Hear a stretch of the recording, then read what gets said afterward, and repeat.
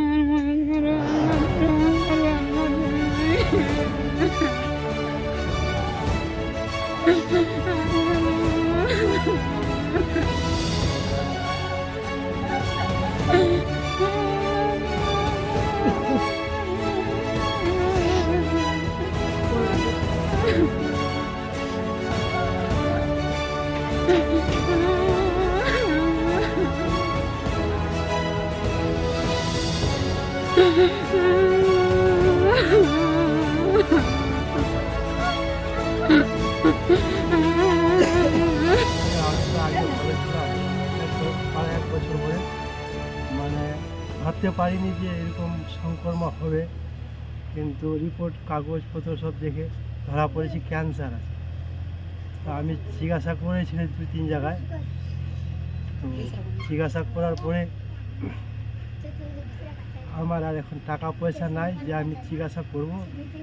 গরিব মানুষ আছি, বাস্তবিক কোনো জানে না পারি, ঘর নিজের সম্পত্তি কোনো নাই, ভূমির মানুষ আছি। কাজকাম করে হোটেলে কোনো মতন সংসার মেনটেন করতাম, এখন আর পারছি না। বলছি, কতদিন ধরে আপনি এই ক্যান্সারে আক্রান্ত? এই অনেক বছর বলে, বছরখানেক ধরে। বছরখানেক। কোন জায়গায় ক্যান্সার হয়েছে আপনার? ক্যান্সার এই মুখে হয়েছে। মুখে ক্যান্সার হয়েছে? ভিতরে ছিল আগে, এখানে মানে গোটা হয়ে বাইরে হয়েছে। তো কোথাও চিকিৎসা করিয়েছিলেন? হ্যাঁ, করেছিলাম চিকিৎসা। তারপরে এখন কি চিকিৎসা চলছে? এখন চিকিৎসা চলছে বলে টাকার জন্য করতে পারছি না। মানে চিকিৎসা থমকে গেছে? হ্যাঁ, চিকিৎসা একটু থামে গেছে, টাকা পয়সা নাই। তো বাড়িতে আপনাদের কে কে রয়েছে? বাড়ির 3 সন্তান আছে, একটা মেয়ে, 2টা নাবালক ছেলে, আমার স্বামী স্ত্রী। তো বাড়িতে ইনকাম করার কেউ নেই? ইনকাম করার কেউ নেই, আমি একাই যা করি, একাই ইনকাম করি, যে হয় বাড়ি চলো।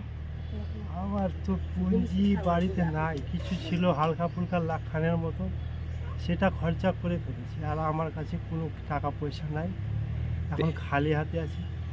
আমরা 10 ভাইয়ের কাছে, রাজ্যবাসীর কাছে, নেতাদের কাছে, মন্ত্রীদের কাছে আমি কিছু সাহায্য চাই। যদি দেয় তাহলে আমি জীবন পাবো ফিরে, না হলে জীবন যাবে আমার। ছোট ছোট নাবালক ছেলে আছে, কি করে এখন ডাক্তারবাবুরা কত খরচ বলেছে এই চিকিৎসার খরচ? খরচ তো অনেক বলেছে, 10 লক্ষর উপরে বলেছে। 10 লাখের উপরে? তো আপনার কি সম্ভব সেই 10 লক্ষ টাকা জোগাড় করা সম্ভব আপনার? আমার তো সম্ভব আছে, আমার কাছে তো কিছু নাই। যদি আমাকে 10 ভাই বা রাজ্যবাসীরা কিছু দিয়ে চায় তো আমি বাঁচতে পারবো। কিন্তু এই বেমারি তো জানছে, ক্যান্সার সব থেকে খারাপ বেমারি, এই বেমারিতে কেউ বাঁচে না। কিন্তু তবু একটু উম্মিদ করে আছি, যদি উপরওয়ালা যদি দুবারা জিন্দেগি দিয়ে দেয় তাহলে আমি ছোট ছোট ছেলেদের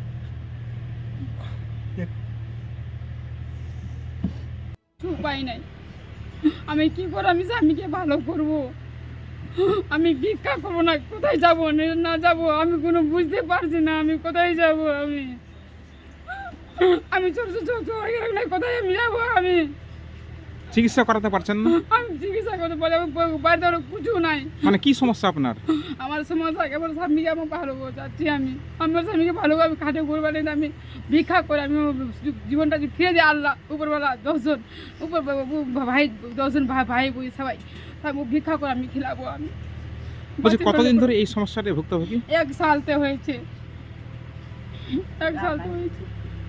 আমার ছোট ছোট ছয় আমি কেউ পুষবো, আমি কেউ মানুষ করবো। আমি তো বাড়িতে ইনকাম করার কেউ নেই আপনার? না, কই আমার নাই, আমি মাঠে খাচ্ছি আমি। তো এই পরিবারের সংসার চালাতো কে? আমি চালাচ্ছি স্যার। মানে এখন চালাচ্ছেন, আগে কে চালাতো? আপনার স্বামী চালাতো? হ্যাঁ স্বামী, আমিও খাচ্ছিল মাঠে, আর স্বামী হোটেলে কাজ করেছিল, দিয়েছিল মানে 400 কোনো দিন দিয়েছিল, কোন 300 দিয়েছিল, 350 দিয়েছিল, হোটেলে কাজ করছিল। তো ও আর পারছে না 1 সাল থেকে।